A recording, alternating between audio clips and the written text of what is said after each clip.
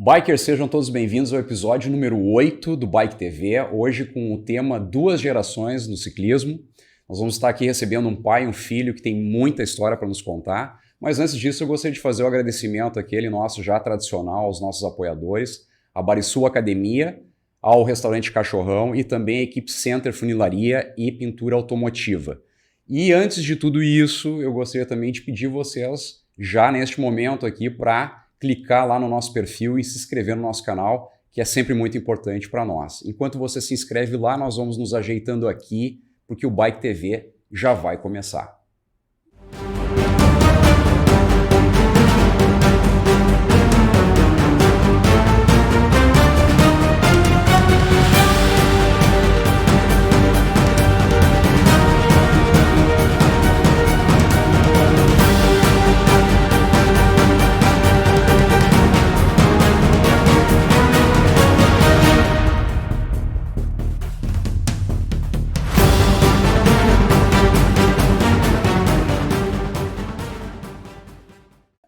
Bom, gente, hoje vamos então estar recebendo aqui dois convidados muito especiais. Eu, pessoalmente, não conhecia vocês, né? Sempre de escutar o nome de vocês, mas nunca tivemos a oportunidade de nos conhecermos assim, ao vivo, né?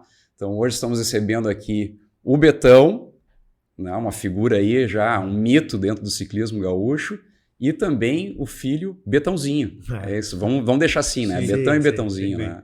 Então, beleza, gente. Muito obrigado por terem vindo aqui. Em nome da Penso Mais, eu agradeço aí vocês virem participar aqui conosco desse episódio número 8, aí, que eu tenho certeza vai ser muito bacana. Obrigado. Betão, vou começar por ti, cara. Nós já vinha conversando ali um pouquinho antes, né, do nosso programa aqui, eu tentando entender um pouco da tua história. Pô, tem uma história super relevante, né, cara? Conta pra nós como é que tu entra nesse mundo do ciclismo, cara. E já faz algum tempo, né, Betão? Sim, o meu início no ciclismo foi entre a década de 60 para 63 a 64, né? 63 a 64, estamos falando de 60 anos. 60 atrás. Anos, exatamente, vai fazer 60 anos que eu estou no meio do ciclismo, né? E minha trajetória foi assim, que eu comecei a trabalhar numa mecânica, São Leopoldo. Mecânica de bike. Carro. Mecânica de carro. Eu iniciei com... Né? E dali eu consegui um troquinho, daí eu vinha a pé da Rio Branco, né, até lá, a mecânica, que era lá perto da rodoviária, no fim da Federal, antigamente, que chamava de Federal ali, né? O BR. BR. E daí consegui comprar uma bicicleta NSU, de passeio, né? E daí comecei a vir pro serviço, né? E foi, daí ali na rodoviária se juntavam uma gurizada ali. E eu comecei a me entrosar com eles e tal, né? A gente daí até começou a andar ali, pegava os vácuos dos ônibus até... Ali é curto, dá 200 e poucos metros, 300 metros, Já começou, né? A história do vácuo. Né? Aí então a gente vinha, quando os ônibus entravam ali, a gente esperava lá na coisa, os ônibus entravam mais devagar ali até a rodoviária. E pegava o vácuo ali, tentava até o máximo que pudesse, né? E quando saía a mesma coisa, né? Saía mais lento, mas a gente conseguia. Então, tua iniciação na bike começou, desculpa te interromper, Betão, começa com essa brincadeira. Brincadeira, exato. E daí, de repente, já tinha uns 8 ou 10 guri ali que estavam, né, brincando ali. Daí a gente começou a sair na BR, né? Federal, no caso. Tá, hoje nós vamos... Daí de noite a gente saía, né? Se encontrava ali na rodoviária. Tá, hoje nós vamos até Sapucaia, vamos até a Siderúrgica. A gente ia, tá. Aí um ou outro, vamos mais longe. E fomos indo até Porto Alegre, né? Esteio, Sapucaia e tal. E daí aí apareceu, tinha o campeonato de bairros, que era da Monarch, que patrocinava, né? E esse campeonato de bairro tinha várias cidades, né? Tanto daqui do estado todo, né? E tinha a final que era em Porto Alegre, na Praça da Redenção, né? E então os 3 primeiros, né, que se classificavam, né, na prova, e o correr, daí depois esperava até setembro, outubro, que era a finalista, que a gente chamava, em Porto Alegre, né, na Praça da Redenção. Aí, então, eu já tinha comprado essa bicicleta NSU, que eu estava andando. Aí era uma bicicleta aro 28, né? Bicicleta antiga, né? O guidão virava para baixo, fui correr. Ali, e daí foi a prova foi ali no Rossi, no fim ali foi na frente da casa do falecido Dr. Olímpio. Saí ali. A etapa foi de São Leopoldo, foi ali. Foi ali, né? Aí isso lá em 60 e poucos. 64 já. 64. Aí eu entrei em quinto, não me classifiquei. 2 semanas depois, teve a prova em Porto Alegre, na volta do Guiri, no Passo da Areia. A qualificatória de Porto Alegre. Isso, que era na frente, ele passava no campo de São José, por ali, na volta do Guiri, ali. Consegui, isso foi um domingo, daí a gente foi pedalando para lá, né? Até lá, corremos lá, daí eu consegui ficar em terceiro, me classifiquei, daí eu já estou com outra bicicleta, uma bicicleta já meia corrida, né? Tipo Caloi 10, assim, sem marcha ainda, bicicleta Galo, que é, até hoje tem a Galo em São Paulo, né? Sim. Aí, desculpa a ignorância, a Galo é uma marca. É a marca de bicicleta que tem, até hoje tem, eu acho que em São Paulo, né? É pouco conhecida, né? Daí, fui para lá, me classifiquei, daí fiquei esperando até a finalista, né? A finalista foi lá no Parque da Redenção, aí vem todo o pessoal em todas as cidades, né? Participar. Aí eu consegui também. Ali era 30 quilômetros que deu ali no redor ali da faculdade praça. Que tem ali na Praça da Redenção. Ali daí eu consegui tirar o terceiro lugar. Daí entre todos os galos. Todos os fera, né? Na época que era... Aí foi, né? Daí já consegui comprar outra bicicleta, uma a mais, né? Que já era de bicicleta de corrida mesmo, com marcha, tudo certinho, né? Fazia uma bela diferença daí também, né? A bicicleta Bertin, bicicleta francesa, hoje não sei se tem ainda a Bertin. Daí a primeira prova, aí eu corri, e a primeira prova que eu ganhei foi em Sapucaia. Lá tinha o clube Kubla, acho que era em Sapucaia, não sei se hoje tem ali. Não sei também. Mas isso daí é uma provinha amistosa, né? Assim, que foi a primeira prova que eu corri lá e ganhei, né?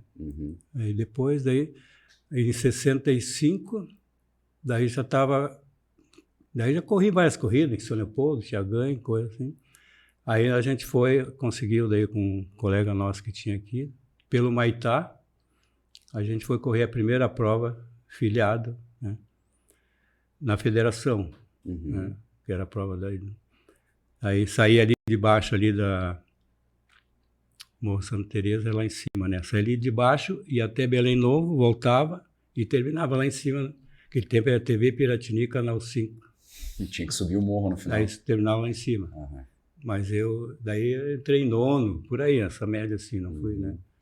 Daí começou, né? Aquele ano nós corremos pelo Maitá, né? Aí, às vezes a gente ganhava um transporte para ir e tal, né?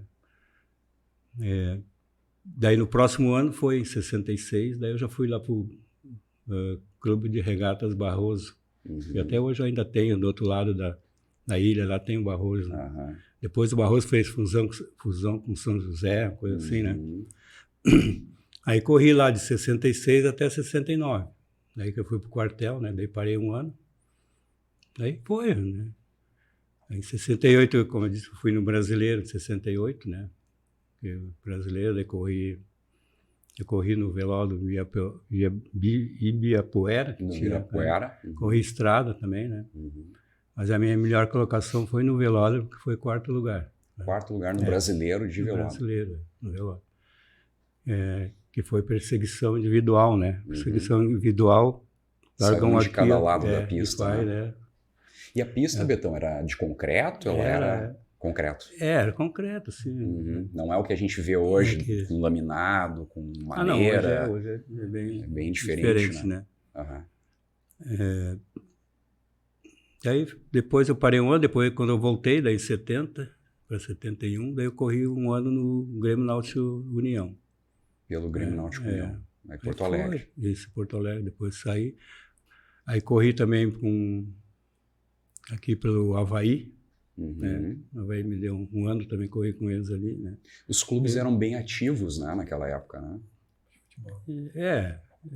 Tinha equipe. Daí, e teve corrida também aqui no Avaí, né? Eu saí ali do Avaí, daí virava, ia até a Cordoaria ali. fazia a volta ali. A Estudo é prova que teve em São Leopoldo, eu batia quase todas, né? Todas, praticamente todas, né? Aí tinha a corrida em Montenegro, a gente ia, São Sebastião, aí foi.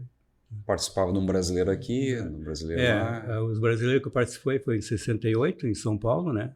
Que a corrida de estrada foi Porto Alegre, São Paulo a Campinas. Né? Pô, um trajeto de 120. Parece que era 140. 140 quilômetros.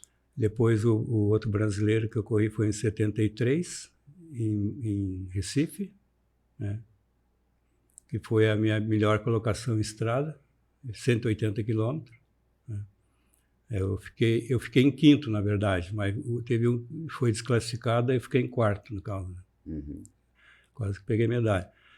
E depois, 74, foi em Brasília também. Né? Brasília foi no autódromo lá de Brasília, depois teve outras provas lá na estrada. Os brasileiros que eu participei foi 68, 73, 74, né? E naquela época, Betão, por curiosidade, tinha essa história de equipes? Tinha. Só que eu fui muito assim... Foi muito individual o teu aventura, que eu tinha equipe que nem eu corri no Barroso, né? Tinha equipe boa, tá? Mas na hora não funcionava, a equipe não funcionava. Daí, eu era de São Leopoldo, né? E o pessoal era tudo de Porto Alegre, era gente mais... Né? E eu sofri muito, assim, porque... Aí tinha a prova que era para mim ganhar, tinha um que, sabe, se metia e coisa. Te trancava. Daí já não funcionava certo, né? E tinha gente disputando sozinho, sem equipe, provavelmente, nesses brasileiros, né? Na época tinha gondoleiros em Porto Alegre, né? Tinha gondoleiros. Pessoal de Caxias, né? Não sei se era Cássio. Recreio da Juventude. Recreio da Juventude. Baita clube, né? Aí tinha o Grêmio Náutico União, tinha uma loja em Porto Alegre, que era Dima Ciclos, que era no fim da Farrapos, à direita, hoje não tem mais. Também tinha a Casa Torpedo, que era na Cristóvão Colombo, uma baita loja muito de famosa. bike. Também tinha equipe, né? Seu Arlindo. Tinha o União Ciclista do seu Arlindo, que era na CIS Brasil, né? Depois ele mudou, parece que foi muito antigo também, né? Muito antigo. O seu Arlindo era antes, hoje era falecido. Né? Mas tem o genro e a filha, né? E a esposa dele que cuida da loja ainda, né? Mas eles não têm mais equipe hoje, né? Também. Eu fico pensando aqui, né, cara, tentando voltar no tempo, assim, né, Betãozinho? Se tu puder, até vou pedir para tu aproximar um pouquinho mais o microfone aí, de ti. Isso. Aí? E eu fico pensando, vocês iam de ônibus para São Paulo, de ônibus para Recife, Brasília? Para São Paulo, nós fomos de 5. De 5, cara. Fui eu, o pai de um corredor e mais outro, nós fomos de 4, nós 5.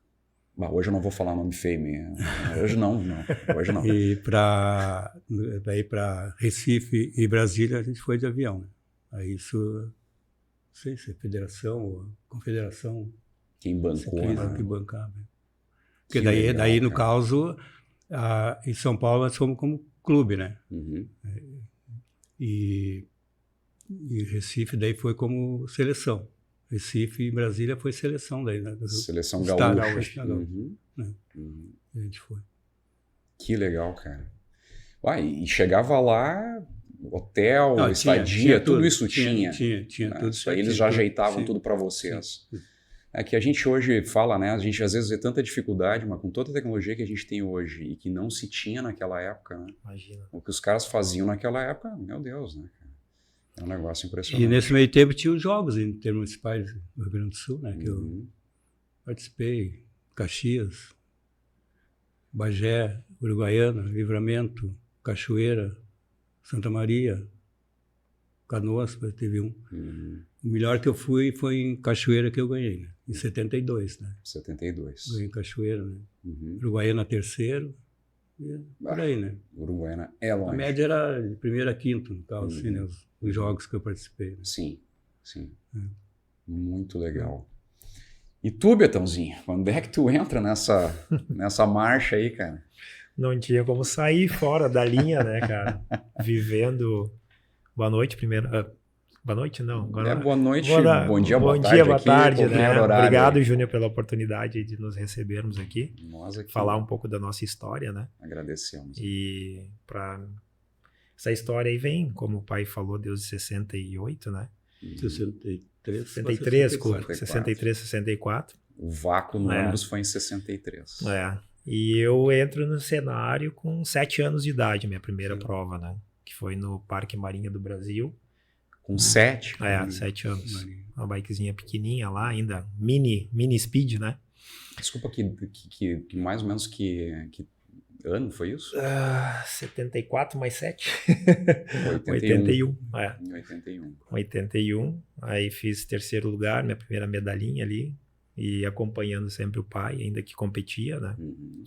E aí comecei já a treinar, né? Tinha o pai que andava junto, daí tinha os outros atletas ali da cidade de Novo Hamburgo, e nós saímos de São Leopoldo e fomos morar em Novo Hamburgo. E aí eu ia no rabinho do pelotão ali, pequenininho, né? Magrinho. E aí ficou o Betãozinho, né? Acompanhando os mais velhos, né? O outro fazia... E aí comecei, meu cenário no Campeonato Gaúcho começou com 13 anos, que eu comecei a competir efetivamente mesmo no Campeonato Gaúcho. E com 15 anos eu já ganhei uma prova na categoria Elite. Na Elite? Na Elite eu ganhei. Não era uma prova do Gaúcho, mas era uma prova extraoficial em Gramado. Com 15 anos eu fui para o Uruguai, correr a primeira 500 milhas do norte do Uruguai, onde eu encerrei minha carreira agora, esse final de semana, com 22 participações desse evento, que é uma prova de... Era uma semana de prova, que nem o Tour, mas ela é... O Tour é 3 semanas, lá era uma semana, reduziram agora para 5 dias, né?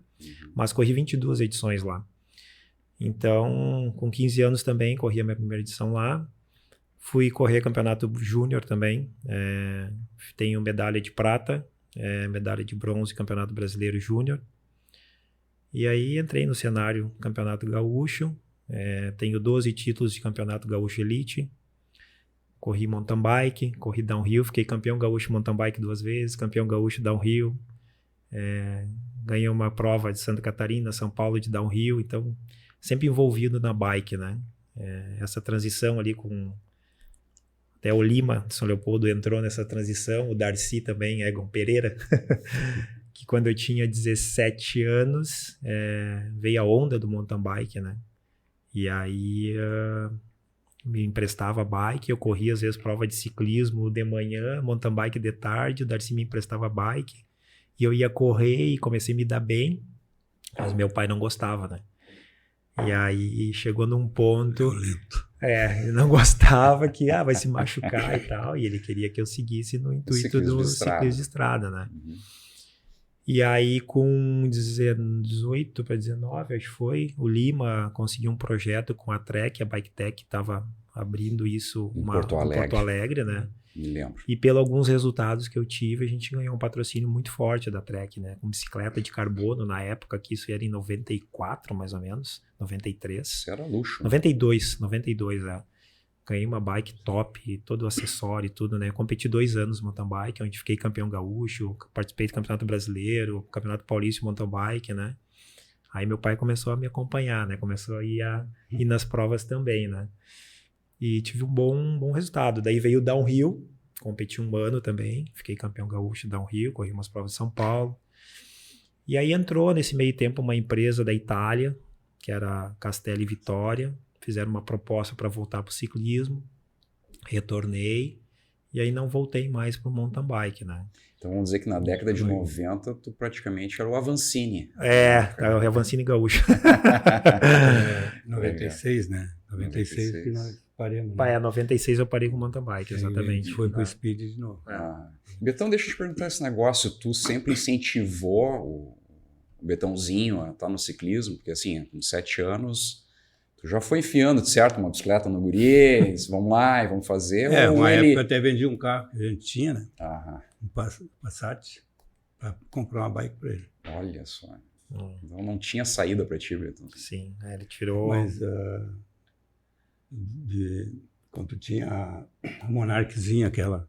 Calais 5, a gente vinha lá de Sapucaia. Com 7 anos, é verdade. Morava em Sapucaia. Minha mãe morava no João Beck, né? João Beck lá embaixo, desce ali. Sim. Hoje mora minha Pelo cunhada. Matão. Sim. Subia ali no Sinodal, ali, descia ali. e ia até lá embaixo, passava no Campo da Havaí ali. Então, novinho já vinha acompanhando o pai. Já estava sofrendo já na estrada. Que legal. Cara, e a gente tava conversando ali sobre essa questão até de final de carreira, né? Tu chegaste a comentar alguma coisa sobre isso, né?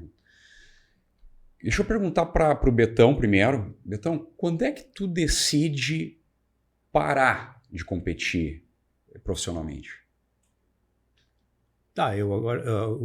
O ano passado eu corri uma prova ou duas só com os veteranos, né? Com veteranos, então ainda competindo. Sim, eu estava competindo com veteranos, levando pau os velhinhos, mas... E dando também. Só que agora mudou, né? Agora até mudou as categorias, porque hoje só tem a categoria até 60, né? Sim. E é 60 a mais. E aí, eu tô com 73, né? Aí já para competir com eles é mais difícil, né? Dá para acompanhar, mas tem que se dedicar um pouquinho mais e tal, né? Então, já não parei. Então, fiquei definitivo agora parado, né? Então, tu sempre teve até o ano passado, essa ambição de competir, chegar bem para uma prova, estar treinado, não competir por competir. Né? Sim, estava... participar, mais participar. Né? Mas tu teve um momento em que tu tinha uma ambição de ser campeão, um grande campeão. Chega um momento da vida que a gente diz, pô, cara, eu acho que não vou mais conseguir ficar nesse mesmo nível, né? E me manter competitivo. Teve algum momento assim que tu chegou a colocar um pouco em dúvida se deveria continuar com o ciclismo, não? Não, isso não. Sempre quis participar, ou mesmo para participar. E assim, ambição de ganhar, uma época eu já não tinha mais, né? Nunca tive assim ambição. Queria participar mesmo. Participar. Vou pegar um link. É que nem o Júnior hoje. O Júnior, ele trabalha para a equipe. Né?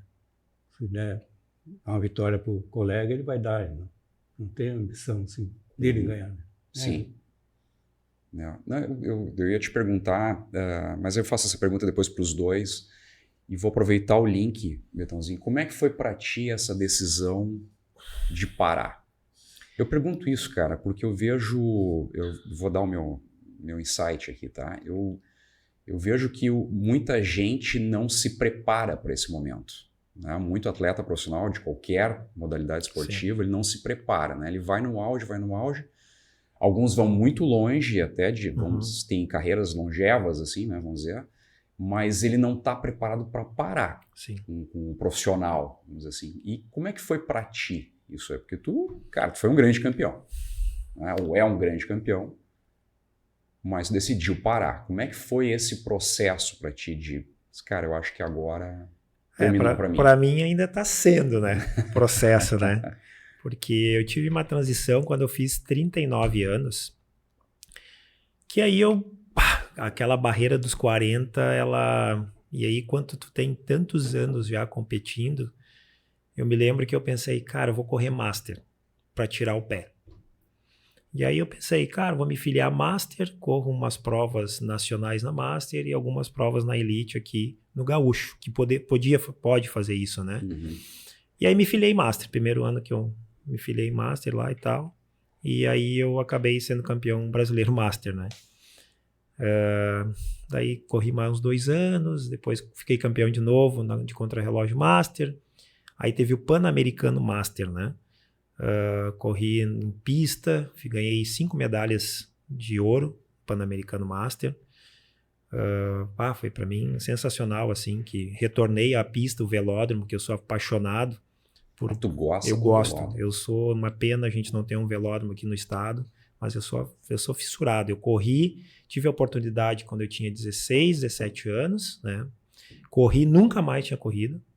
Retornei quando no Pan-Americano Master, ganhei as 5 medalhas. Aí me impulsionei naquilo ali. Vou fazer a minha carteirinha de volta para a Elite. Eu tive um processo de 4 anos para tentar reverter a minha carteirinha UCI, porque a CBC não aceitava eu retornar mais depois dos 40 anos, ser Elite novamente. Batalhei, consegui. E esse ano passado eu corri novamente na pista como elite e consegui o 4º lugar. Mas voltando à questão da aposentadoria, então já vinha esse processo de querer reduzir, né, o ritmo, né? Só que não tem como. Hoje o elite, o master estão muito forte, o ritmo intenso, treinamento intenso, né? E de certa forma eu não estava preparado assim para parar, né? O que eu vim fazendo com as Civas, que foi criada pelo meu pai e pela minha mãe, né? Foi assim, fizeram o estatuto, né? E criaram a Civas, a associação. Eu venho já trabalhando em cima de me ocupar com outras coisas, projetos, né? Vendo os periféricos ao ciclismo. Exatamente, diretor de equipe, um treinador, né? Então já pensando nisso, a hora que eu parar, eu vou me dedicar a isso, né? Porque tu precisa. Porque simplesmente tu pegar hoje eu vou parar, para mim, eu ainda não tô... tanto é que a minha decisão de não competir mais as 500 milhas no Uruguai, aonde eu fiz um legado lá, fiz um nome, tem uma história lá muito forte, é um ciclismo que eu sou apaixonado, que tem realmente hoje um carinho e o ciclista é muito bem visto lá no Uruguai como é na Europa, né? Não, no Brasil a gente não tem esse reconhecimento, essa cultura, né? Não tem essa cultura. Então eu larguei a última etapa cheguei chorando, porque eu sabia que eu não ia estar mais lá, né? Então, como competidor. O ano que vem, se Deus quiser, como treinador, como diretor de equipe, né? Mas eu tô num processo de aposentadoria, sim, que esse ano eu também termino o Campeonato Gaúcho na Elite, é o último ano que eu vou fazer a minha competição na Elite.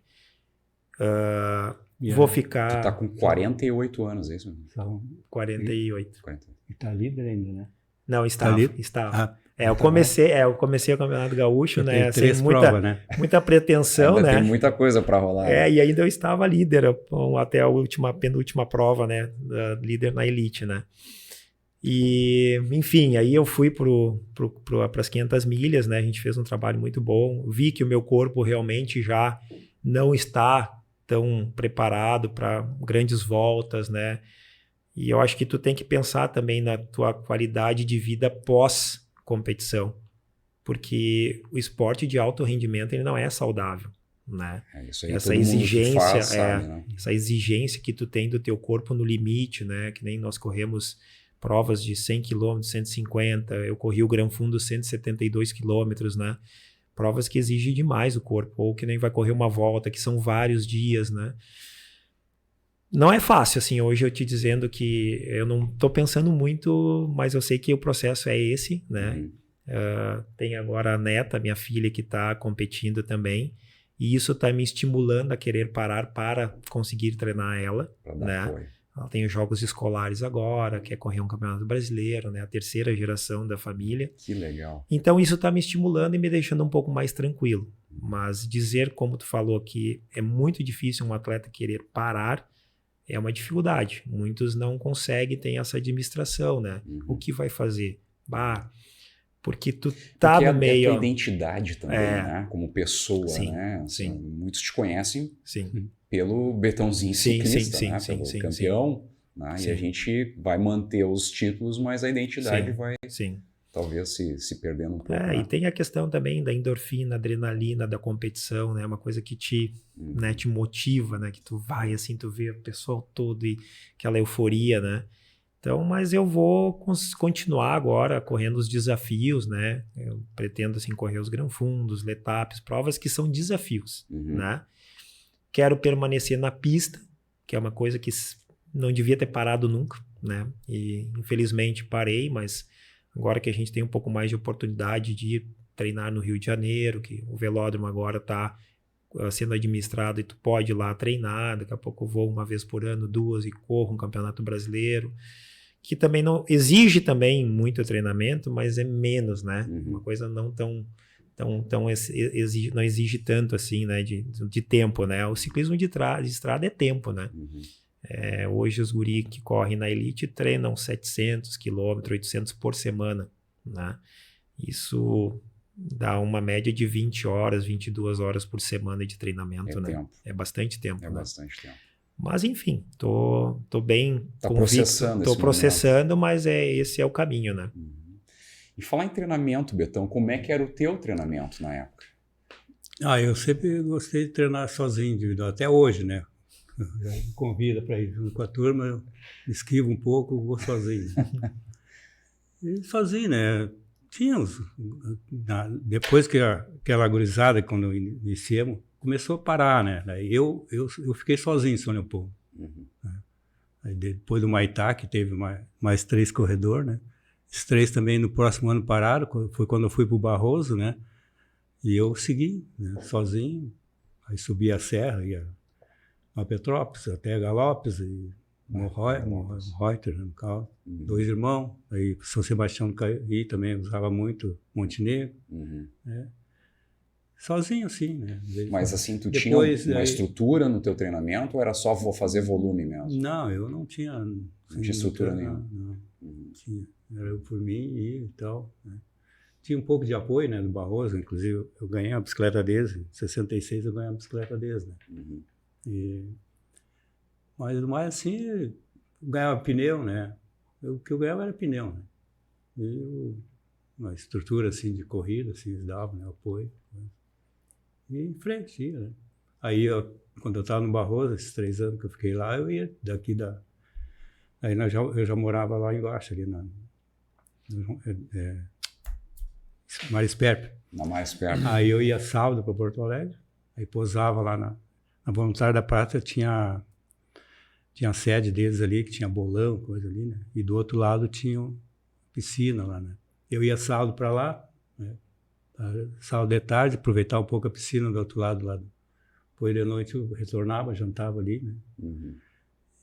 Dormia ali, no outro dia de manhã, daí saía ou pedalando, às vezes me pegava, né? As corridas, era corrida Porto Alegre, Santo Antônio, Porto Alegre, Glorinha, Morungava, Taquara, Gravataí, Santo Antônio, Osório, Tramandaí, tudo. Né? Então, fazia essas provas todas aí, né? São Francisco também tinha prova, Porto Alegre, São Francisco, né?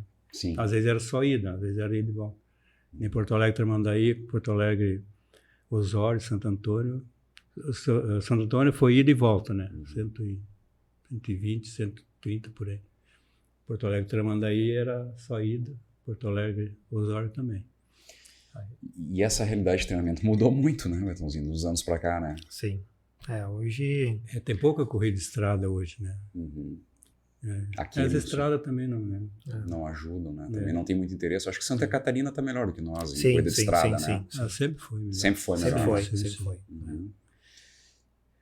Tem tanta coisa para perguntar aqui, cara. Deixa eu fazer uma... Treinamento. Nós estávamos falando do treinamento, né? Eu percebo, assim, daquilo que a gente segue, como a tecnologia veio para dentro do ciclismo, né? Em todas as áreas, né? Mas assim, no ciclismo a gente vê muito isso, né? O avanço tecnológico das bicicletas, dos materiais, né? Das roupas, né? Hoje todo cara vai para um túnel de vento, esses ciclistas mais, né? Esses grandes profissionais e tal. Hoje é muito mais, vamos dizer assim, é muito mais específico o treinamento que tu dá para o teu cliente. Nós vamos chegar depois ali na tua assessoria. Mas hoje o treinamento mudou muito, né? Hoje, como tu falaste, a tecnologia ela veio para ajudar. Eu posso dizer que eu acho que eu peguei toda a evolução. Eu comecei com bike de ferro, fui para alumínio e hoje eu tô na de carbono, né? Então eu vim pegando todo esse processo, né, de pedal de encaixe, né, que não existia, era com fevelinha, trocador na palanquinha, hoje é trocador eletrônico. A bike pesava 13 quilos, hoje a minha bike pesa 6,8. Roda de carbono, enfim. Daí tem na época era um computadorzinho que dava a velocidade, né? Que era só a velocidade média e tempo, né? E aí tu treinava sobre aquilo ali, né? Depois na década de 90 entrou já tinha o pulso, né? Também ali na década de 80. Depois entrou a cadência, né? A cadência que veio associando, né? Para ajudar muito a questão do treinamento. E agora veio a potência, né? A potência hoje é o ápice, assim, realmente dos novos sistemas de treinamento, né? Sim, muito em cima disso. Sim. Né? Então, hoje tem muita tecnologia para estudar realmente o atleta, né? Em cima disso, para ver o que é o melhor estilo de treinamento, né? Como ele deve conduzir, quando deve ser o treinamento, quando tem que ser o descanso, quanto tempo tem que ser treino de específico resistência, treino de explosão. Então, nossa, hoje mudou da água pro vinho. Antigamente, você pegava a bicicleta, subia em cima e tentava andar o mais rápido possível, né? Imagina esse cara aí que Sim, já era sim, bom sim, com sim. um treinamento Sim, assim, é. guiado, né? Não tinha nada. Então, hoje tinha nada, tem né? toda a preparação física, a nutrição tá muito forte também, né? Suplementação. Então, hoje associou tudo, né? Então, é a mesma coisa. Eu, quando tinha também 18 anos, não tinha essa percepção de alimentação, né? Tomava refri, comia bolachinha recheada. Então, mesmo assim, a gente tinha resultados bons, mas não cuidava da alimentação corretamente, não se alimentava, saía sem café da manhã. Não importa, não tem problema. Não comia a coisa certa, uma pré-prova, pós-prova, né? Então, hoje não. Hoje, realmente, o atleta que já está no nível que realmente ele está tendo bons resultados, ele já está associado e bem encaminhado, né? Já está tendo essas assessorias, né, em cima, né? Sim. Bom, gente. Sempre no feijão e arroz. Feijão com arroz, uma grande fonte de proteína, né? Exatamente. Arroz com feijão. Sempre. Legal. Cara, tu teve toda essa tua caminhada, essa tua pedalada, vamos dizer assim, né? Chegou a te passar pela cabeça participar de uma Olimpíada? Deve ter passado. Sim. Chegou um tempo que júnior, né? Que é a transição de um atleta no Sul ou em qualquer lugar do Brasil, qualquer lugar do mundo, é 16 anos, né? Que tu tem que ter essa transição para tentar ir para a Europa, alguma coisa assim, né? Eu tive a oportunidade, sendo vice-campeão brasileiro, a gente ganhou a oportunidade de ir para o Mundial na Grécia, né? No ano do Campeonato Brasileiro que eu fiquei medalha. Só que na época a confederação ela não pagava, ela não tinha recurso para mandar os atletas, né? Então, os atletas iam com os valores dos pais bancando e eu não tive recurso. Meu pai, naquela época, ele vendeu um carro da família para poder me dar uma bike melhor, para ter um rendimento melhor, né? Mas tentamos patrocínio na época para ir no Mundial, né? Não consegui, na época era $3.000, né, pai? Para ir para o Mundial.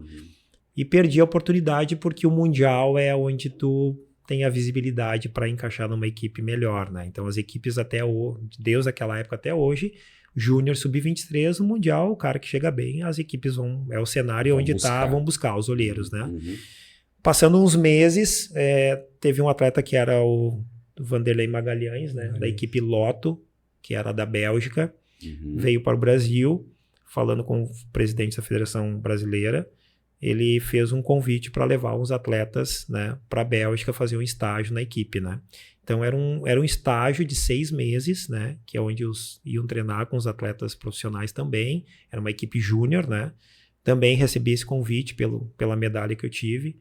Na época também tinha que pagar $3.000, €3.000, né? Também tentamos, não consegui.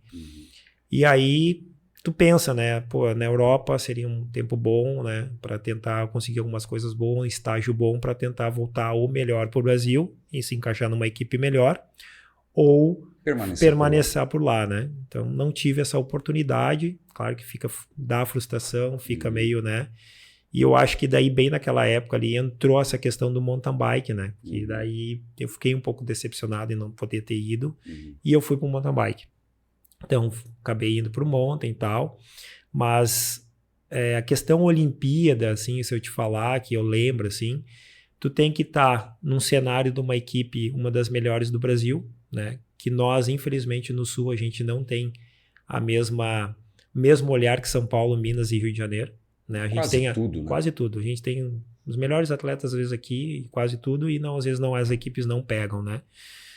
E aí foi passando o tempo, tu vai vendo a distância e vem a Olimpíada, tem a questão também hoje política, né? Às vezes nem sempre é o melhor atleta, a gente está sofrendo isso hoje na nossa equipe, a gente tem hoje um dos melhores atletas sub-23 na nossa equipe e ele não é chamado para a seleção, então isso já vem de tempo, né? Tem hoje também o nosso atleta que correu conosco nas 500 milhas do Norte, Alex Melo, vice-campeão, ganhou a maior volta do Brasil, que é a volta de Goiás, há 2 semanas atrás, não é chamado para a seleção. Então, aqui estou te respondendo que realmente não é fácil, né? Já daqui, né? Então, daí se daqui tu não consegue entrar numa seleção brasileira, mais difícil ainda é tu ir para as Olimpíadas. Não aparece. Não aparece, né? Mas eu pensei, com certeza, em ir para a Europa, correr numa equipe europeia, ir para a Olimpíada, né? Isso, correr um Tour de France, isso é um sonho, né? Dos meninos, e eu acho que tem que ter isso, né? Para te ter vontade de permanecer no esporte, né? Sim. E até engraçado também, ainda voltando àquela questão do treinamento, né? Tu falaste da cadência, né? Isso também foi uma coisa que mudou muito, né, Betão, durante os anos. Eu acho que um cara que mudou muito foi o próprio Lance Armstrong, né? Que trouxe essa questão de mais cadência, principalmente nas subidas, né? E isso, o Indurain era um cara que trabalhava super pesado, pesado, né? E o Lance vem com uma outra linha, né? Década de 60, 70, a média num Tour de France de cadência dos atletas era 70. 70? Média de cadência. Quando entrou o Lance Armstrong, a média das provas que ele fazia era 90, 92 de cadência. Então, imagina a diferença, né? Então, só que com certeza é aquilo. Elimina o esforço físico, menos cadência, trabalha mais o cardio, mas protege o músculo, né? A cadência, ela entrou para proteger o músculo, né? Então, aumentou o nível de tamanhos do cassete. O pai corria com 3 marchas ou 5 marchas, tinha que subir a serra, para quem sabe, negócio de transmissão, com uma catraca 21, né, pai? 21 a maior. Hoje se usa 32, então são 11 dentes mais leve. Alivia muito. Né? E na frente também, na frente era 46, 47. Exato, na frente a maior. A menor. Depois a maior 53. Né? Quando eu comecei era 42 a menor. 42, daí foi para 39, daí hoje eu uso 36, já tem 33, 34, né? Então mudou muito, né? Mas benefício, né? É benefício total. Sim, sim. Vocês tiveram também, acho que um pouco juntos, a questão da loja. Eu queria perguntar isso um pouquinho para vocês. Como é que foi essa coisa da loja, de fazer... O senhor trabalhava como mecânico, numa mecânica de automóveis, e aí em algum momento o senhor parte para ter o seu próprio negócio, a própria mecânica, é isso? Sim, a mecânica de carro, vim para a bike que eu já estava, né? Entrosado no pedal, né? Sim. Aí fui lá para Novo Hamburgo, a gente foi ali do lado das máquinas Enco ali, que eu botei a primeira oficinazinha ali, né? E dali depois a gente mudou de lugar, foi indo. Tá.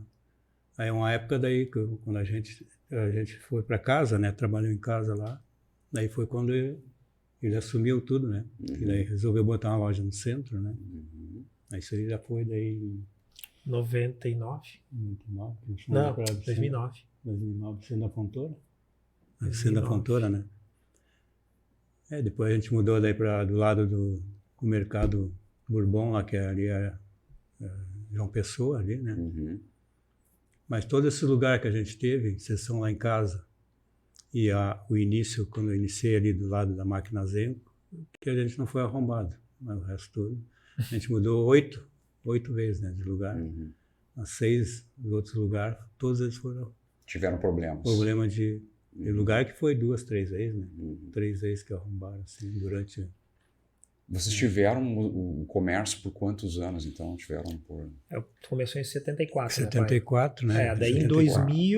Em 2002, que daí o pai voltou para casa, que daí teve uns arrombamentos, que ele tinha mecânica, tinha loja, eu já ajudava, né? Sim, ajudava. Eu ajudava, ficava o dia inteiro na loja lá, e, né, teve na Pedro dos Filhos, então sempre, minha mãe junto também, né, trabalhando muito com meu pai, né? E aí ele voltou para casa, e aí eu tive um momento que eu tive uma proposta, que eu tinha corrido uma prova de um ranking nacional, em Santa Catarina, fiz um belo resultado, fiz o segundo, estava correndo, acho que por Chapecó, uma coisa assim. E aí eu tive um convite, o Renan Ferraro, que é um atleta que correu o Tour de France e tal, era dirigente lá. Cara, tu não quer ir para Calói? Era a melhor equipe do Brasil, né? E eu já tava levando umas pecinhas para vender nas corridas. Eu pegava um cobertor velho, pegava as peças que sobrava, da época do meu mountain bike, e botava as coisas usadas e comecei a ganhar dinheiro com aquilo ali. E comecei a me entusiasmar, né? E aí todas as provas levar um cobertorzinho e tal. E comecei a comprar umas coisinhas e tal, né? Comecei a viajar pro Paraguai. Quem não foi pro Paraguai buscar peça de bicicleta na época, né? E aí buscava umas coisinhas e levava, né? E aí o cara me passou o salário que era na época, né? Daí eu pensei, puta que pariu. Era o sonho correr na Caloi. Era um sonho. Imagina A estrutura, tudo. Cara, os caras tinham carro. Que nem uma equipe profissional. Na época era melhor que hoje, né? Bike de contrarrelógio, toda a estrutura e tal. Mas, aquele salário não me entusiasmou tanto, porque eu já estava ganhando um dinheirinho vendendo as coisas. E aí, devo ter que viajar e tal, todo esse compromisso e papapá. E não aceitei. E aí eu fiquei com meu pai, vamos ajeitar aqui e tal. A gente pegou a representada da Bianchi, uma bike italiana, e comecei a vender. Já ficou segundo plano a bike também, competindo igual, mas não tinha mais aquele intuito tanto nacionalmente, né? Fiquei lá 5 anos ali em casa, e aí resolvi botar uma lojinha no centro, na Vicente da Fontoura. E meu pai sempre junto, né? O pai era o... Então, saiu essa transição do tipo de bike que ele trabalhava, que era a bike mais trabalhadora, né? E aí começamos... mais escafão. E começamos a trabalhar com umas bikes mais top, né? Bike de competição mesmo, vendendo e comprando, né? Aí fiquei um tempo na Vicente da Fontoura. Em 2012 eu troquei para do lado do Bourbon ali. E aí em 2018 a gente teve um último arrombamento, né? Que realmente nos fez fechar, né? Então, foi um ciclo ali de 1974 até 2018, que foi o nome de Ciclista Rodrigues. Isso era Ciclista Rodrigues, Aí depois virou... Bike Center Rodrigues. O primeiro nome? Tinha Bike Não, Center o primeiro Rodrigues. nome foi Ciclista Rodrigues. Daí depois foi Bike Center Rodrigues, depois ficou Bike Center, depois Betos Bike. Sabe mais que eu. Betos Bike. O cara cresceu também, né, Betão? Sim, isso aí E aí, a gente hoje, infelizmente, a gente teve que fechar, a gente ficou com uma dívida grande, né? Difícil, né? Hoje, nosso meio, que era a nossa vida, nosso sustento, a gente teve que, né? Mas hoje, graças a Deus, a gente demos a volta por cima, meu pai tá aposentado, trabalha com as bikes antigas dele, eu tenho assessoria de treinamento, faço bike fit, né? Qual é a tua assessoria de treinamento? RR Cycling. RR Cycling. Como é que tá indo esse negócio? Olha, graças a Deus eu tenho, um grupo muito bom de alunos, é uma assessoria um pouco diferente, é mais personalizada, né? Tem alguns atletas que correm, poucos, mas a grande maioria é empresários, né? São pessoas autônomas que seus próprios negócios, outros também trabalham, são funcionários, mas que querem aprender a pedalar no modo do ciclismo, né? Ou mountain bike, né? Que querem um atalho, né? Que tem um instrutor. Eu saio para pedalar todo dia de manhã com eles, então eu divido as turmas conforme a qualificação de cada um, né? E tem os treinos à distância, que eu tenho, no caso, a planilha que a gente manda para o Brasil inteiro, né? Tem atletas de todo o Brasil. E é muito legal, porque eu estou trabalhando fazendo uma coisa que eu gosto, né? Então, foi uma coisa que, quando a gente fechou a loja, imagina, eu fico dentro da loja desde os meus 7 anos de idade com o pai, né? Então, quando ele tinha a lojinha que mexia nas bikes de torpedo lá, eu pegava um paninho, né? Os caras mandavam remendar o pneu, eu limpava a bike dos caras, não precisa fazer isso, o cara não vai me pagar. Daí os caras pegavam a bike, mandou arrumar o pneu e a bike tava limpa, mas eu me distraía com isso, né? Claro. Então eu vivi junto na mecânica, junto com meu pai e com a minha mãe, e hoje a gente trabalhou, daí voltando, né, isso, né, daí a gente trabalhava sempre no sábado. Me lembro que todo sábado de manhã tinha que abrir a loja. E aí, essa transição minha também na loja tinha que ficar até sábado à tarde, né? E eu vendo todo mundo sair para treinar, pedalar no sábado. Meu Deus, mas que difícil. Só o domingo para descansar. E domingo tinha corrida. E eu tinha que pegar meu cobertorzinho, que não era mais cobertor, né? Pegava a barraca, tinha que botar todos os equipamentos, levar, porque o pessoal comprava muito de mim nas competições. Não tinha descanso. Vivia uma rotina, anos assim, de domingo a domingo, né? Quando entraram na loja, primeiro mês foi muito difícil para nós, assim. Aí eu tô em casa no sábado tomando café com meu pai, e aí ele me olha assim, aí, ó, estamos um sábado tomando um café. Que fazia anos que nós não fazia isso, né? Então hoje eu vejo que mudou, né? Para melhor. A gente tem mais tempo, tem mais convívio, né? Então, tamo junto. Mudou as coisas para melhor. Que legal, cara. Se emocionaram os nossos convidados aí. Muito bonito esse amor aí entre vocês. A gente consegue perceber isso muito forte, né? Cara, vou dar um tempo para tu dar uma relaxada aí. Mas Tu falaste também das tuas participações em algumas franquias, né? Uhum. Existe o Letap, The Tour, Sim. E tem também o Gran Fondo, né? Sim. Explica para nós o que são essas porque a nossa audiência talvez não conheça Sim. muito sobre isso. Então, explica para nós o que seria Bom, isso. o Letap e Gran Fundo entraram na minha vida graças ali o Danda, que era o meu concorrente, que é amigo, mas eu não digo concorrente, eu acho que é colega de trabalho, né? Uhum. Que me deu a oportunidade de trabalhar na loja dele fazendo o Bike Fit Retour, fui fazer o curso, né? E pelo meu histórico, a Specialized e eles me deram uma bicicleta, que até a minha bike eu tive que vender, pagar para pagar os clientes que foram lesados, né? Todo o meu material de competição eu tive que vender tudo. E aí eu tava sem bike, ia ficar 1 ano sem correr, então eles fizeram uma proposta, vamos te dar uma bicicleta, tem sapatilha, tem capacete, vão treinar e tal. Com isso também aumentou a procura dos meus alunos, que daí eu trabalhei mais forte, né? Clientes deles também me procuraram. E aí, vai ter o Gran Fundo, lá em Punta del Este. Eu seguia treinando, claro, né? E vamos lá estrear essa Specialized aí e tal, 170 km com 2.000 de altimetria. É um selo que se tu for campeão, tu vai para Nova York e tal. E já teve o 3º ano. E vamos levar uma turma de amigos aqui, clientes, e vamos alugar o Edinho Rorato e vamos junto. Aí, cara, eu justo, né? Sem grana, sem nada. Cara, os guris me levaram, não me cobraram nada, alugaram uma casa, não tinha dinheiro para comer. Cara, imagina, minha loja tinha sido arrombada, eu com 500 mil de dívida, ter que entregar a loja, reformar, para entregar o aluguel, que tinha que fazer tudo. Não entrava mais dinheiro, né? Que não tinha mais salário, nem para mim, nem para meu pai. Fui, né? E aí, me lembro que daí, foram atletas que foram para terminar, assim, né? Para curtir, né? Me lembro que fizeram uma churrascada, tomaram vinho, fizeram uma massa salgada lá. E aí eu fui ver o tamanho do evento, né? Comecei a pesquisar e aquilo ali tinha no mundo todo. É um selo que o país compra, né? O Brasil agora tem em Bento Gonçalves, né? Que é um selo que ele tem um desafio, é um desafio pessoal para amadores, né? Hoje no Brasil não existe atleta profissional, né? Mas eu tenho equipes que são semiprofissionais, que eu digo, que correm também, né? No Uruguai e na Argentina também. Só que os profissionais UCI, que são os que correm o Tour, Giro, isso não pode correr, né? O CI, para explicar, é a União Ciclística Internacional. Isso aí. E aí eu fui, né? Cara, e daí eu larguei aquele Gran Fundo, meio chuviscando, 170 quilômetros. E, cara, e foi, cara, e foi eliminando os caras. Quando eu vi, eu tô numa fuga de 11 cara. E chegou aquela reta assim, cara, eu posso ganhar isso aqui, né? E aí eu me lembro que eu arranquei, tinha um pórtico gigante assim na avenida principal de Punta, né? Na frente do hotel do Conrad. Chegada na frente assim, cara, aquele público ali, eu arranquei e vim, cara, eu vou ganhar. Quando eu vejo, cara, era o pórtico faltando 1 quilômetro.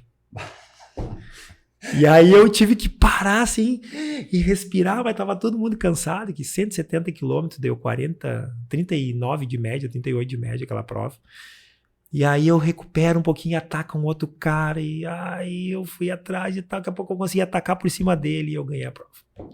Até então, eu não tinha noção do que eu tinha ganho, né? E, cara, minha vida mudou. Renasceu das cinzas. Como atleta, tive, cara, oportunidade de ir para Nova York. Infelizmente entrou a pandemia, mas até hoje eu ganhei todos os convites do Gran Fundo para participar no mundo todo, com inscrição. Tem outros que me mandam hospedagem.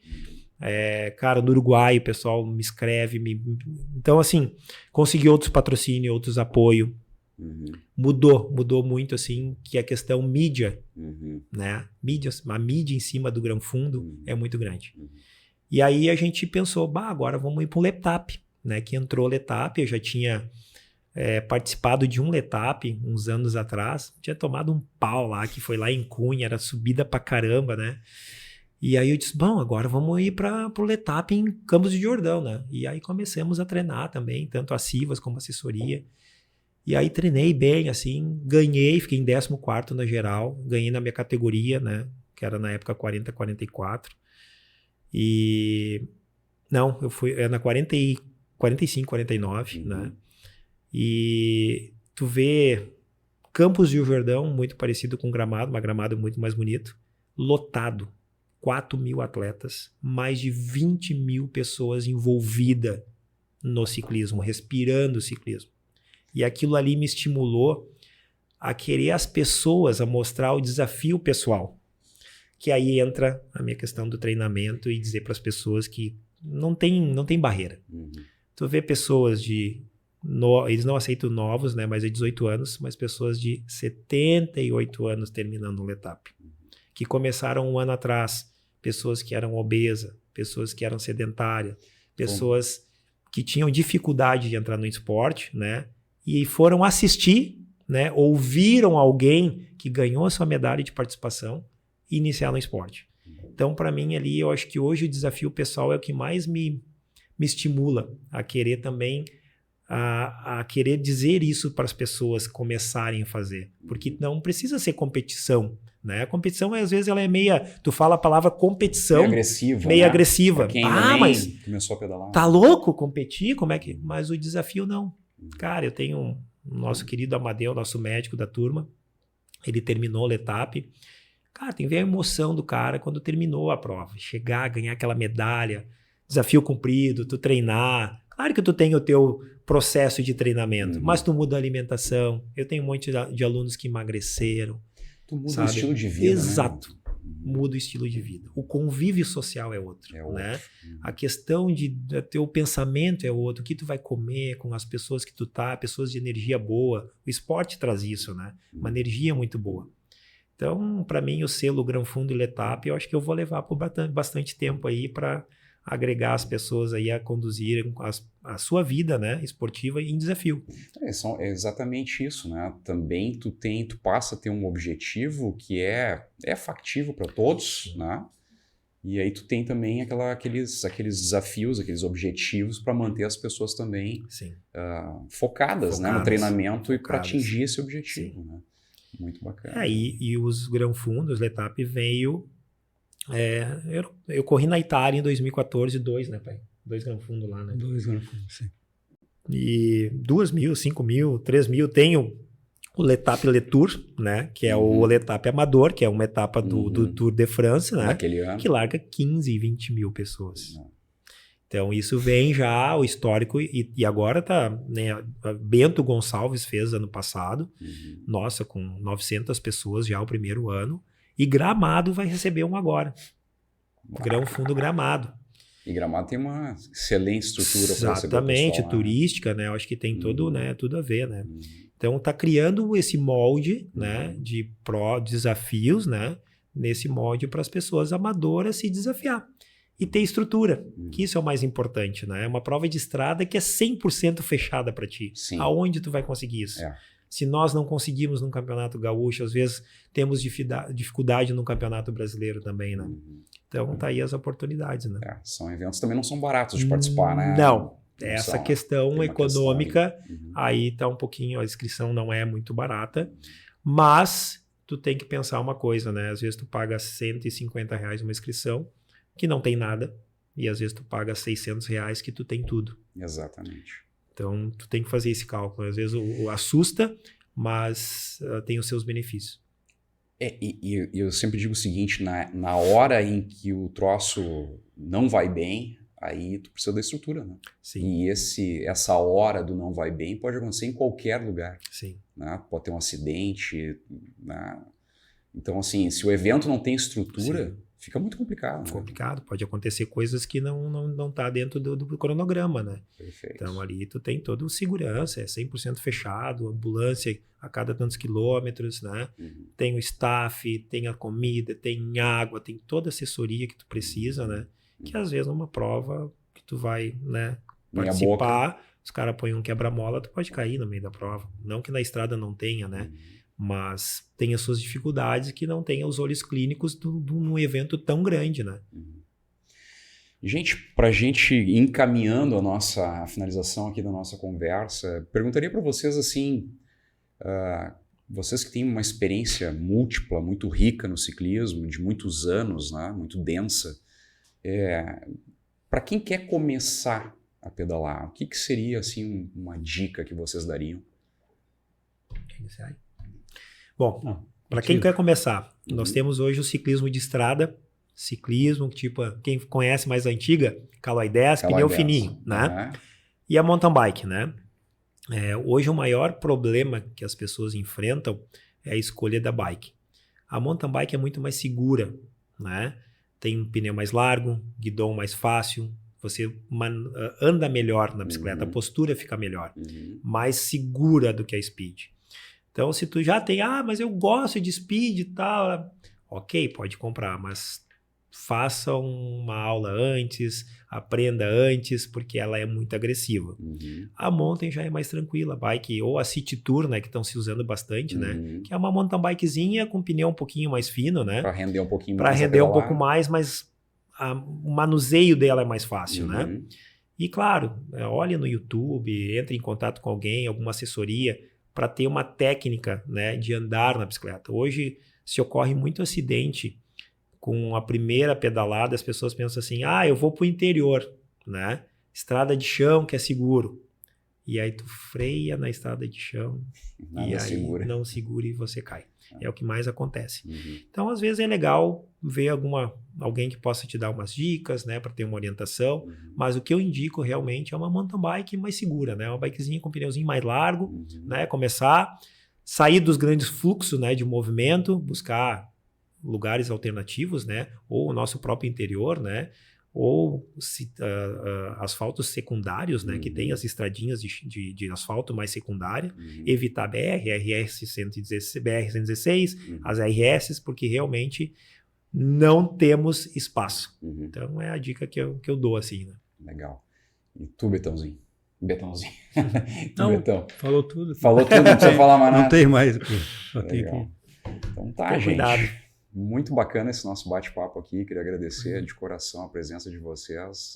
Fiquei encantado com a relação de vocês dois, né? E agora vem vindo aí a netinha, né? Já está começando a participar. A Manu, 15 anos. 16. 16, a idade da minha. 16, ela já participou, anos, né? Que legal. Ela participou dos Jogos Escolares ano passado, né? Ano passado aí. E vai bem.